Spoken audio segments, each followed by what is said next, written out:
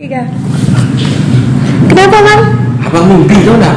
Mimpi apa bang? Mimpi Pak Dodi meninggal dan tahu-tahu Pak Dodi itu makamnya dipindahkan orang ke Bikini Bottom, di dekat makamnya SpongeBob, Mr. Krab dan Plankton.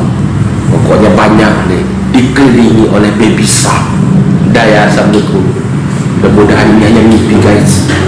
Kali ini ya gue lihat orang seegois si Pak Dodo ya. Asli nih orang satu ya, lu gak punya hati, beneran gak punya hati tau gak? Lu mau bikin apa lagi nanti setelah makamnya dipindahin? Lu punya hati dikit ya. Lu harusnya pikirin ya, cucu lu itu udah seneng gitu lo datang nanti setiap doa itu ya udah bareng gitu, mami papinya jadi satu sebelahan. Kenapa lu pakai harus pisahin sih? Karena wasiat katanya almarhum zaman dulu ya, terus dia dimimpin kalau mau wasiat tertulis aja gitu wasiat. Kalau dulu almarhum pengennya pindah gitu sama maminya, kan sekarang dia udah punya keluarga ya, punya suami ya kan, sekarang dia meninggal bareng sama suaminya, ya udah kuburannya bareng sama suaminya dan dia punya anak ya.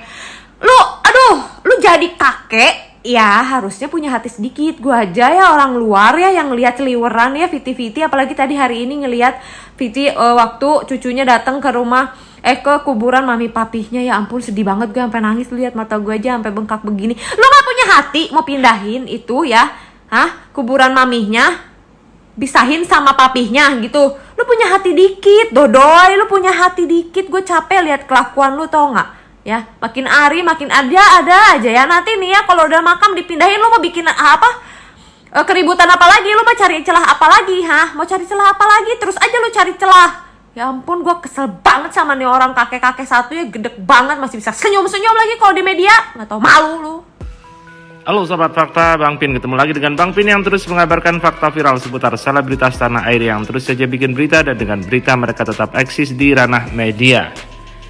Kali ini masih soal pemindahan makam yang terus menjadi pro dan kontra. Tapi banyak yang kontra dan menghujat Deddy Sudrajat yang masih ngotot saja untuk memindahkan makam dari Vanessa Angel.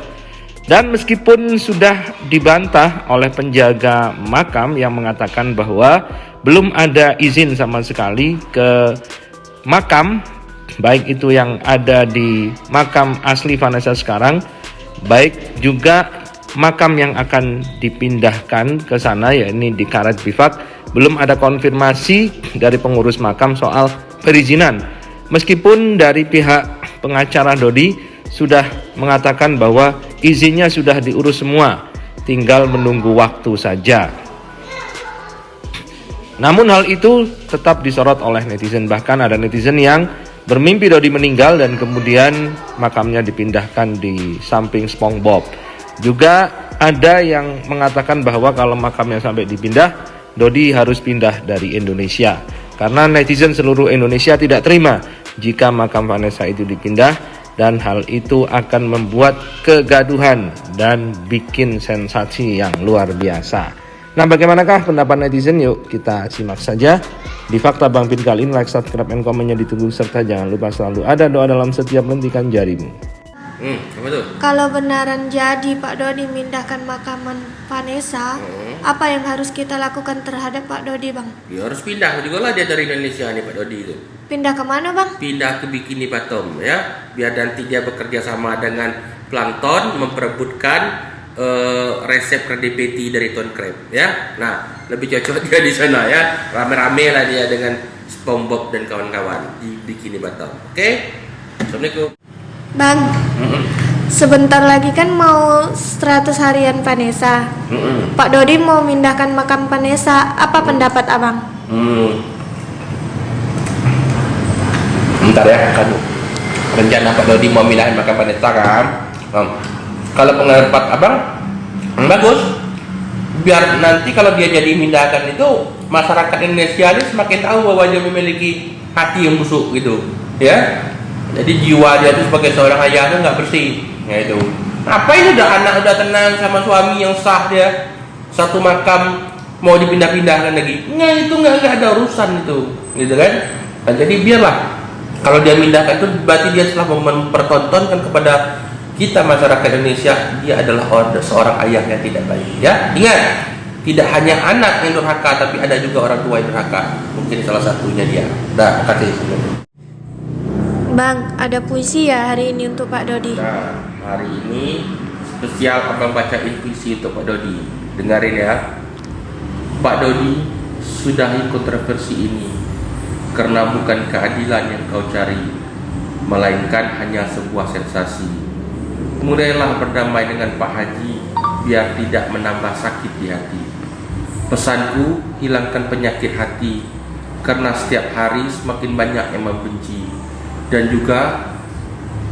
jangan kau pisahkan makam Vanessa dan Bibi, karena mereka adalah cinta sejati yang sehidup semati.